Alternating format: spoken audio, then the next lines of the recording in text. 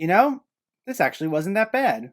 So I can safely say that it didn't go to the dogs.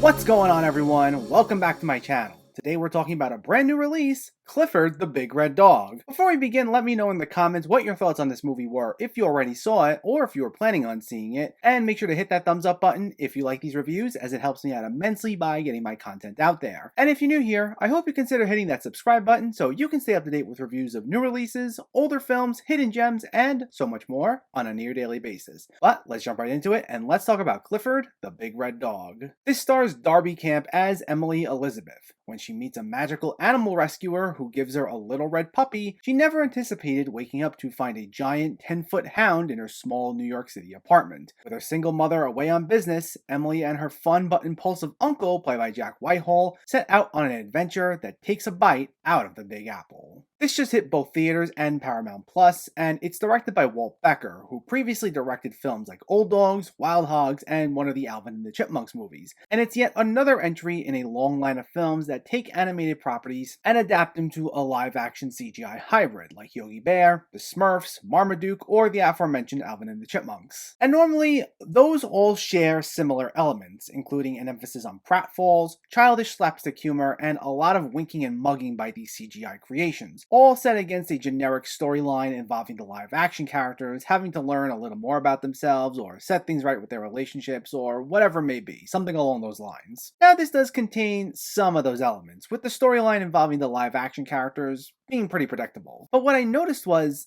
when we got the trailers for this, it didn't look like it was going to exactly be in the same vein as those other movies. It actually looked like it was going to make a conscious effort to have some sincerity to it. And it turns out I was right. This is actually somewhat of a pleasant surprise. Now, don't get me wrong, it's nothing spectacular or overly complex, because it's still very much a kids movie with a pretty basic plot, generic character tropes, and both lessons about being true to yourself that will appeal to kids, as well as a sense of humor that kids will find funny the most. A lot of the jokes center around Clifford being huge and he accidentally knocks into everything, or people see how big he is and scream their heads off in fear. Plus, there's a storyline how Emily's bullied and her uncle doesn't have his life together, and it shows them going through some growth, and it's all very predictable. I actually watched this on Paramount Plus, and there was a point where I walked out of the room for a minute and forgot to pause the movie, only for me to return, and I was able to immediately piece together what I missed without having to rewind it. But despite its extreme predictability, it's actually quite charming. For one thing, the decision to make Clifford just a normal dog who doesn't talk and is just mysteriously really big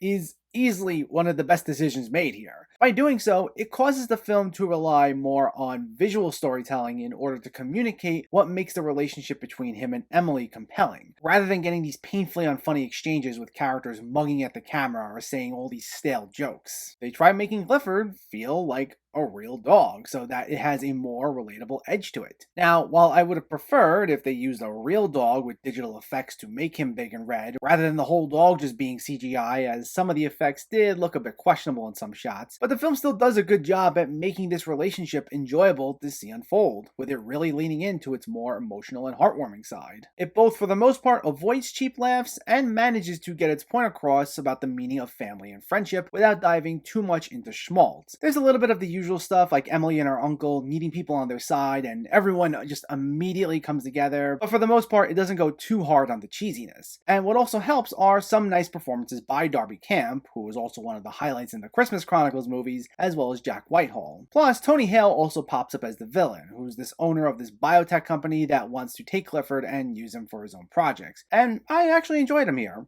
He's a typical cartoonish, over-the-top kids movie villain who, if he had a mustache, he'd be twirling it, but he gets some moments that I found to be chuckle-worthy, especially since Hale's pretty solid at leaning into goofy humor. And even though anything involving his character was, like most of this movie, predictable, he at least made it a good bit of fun.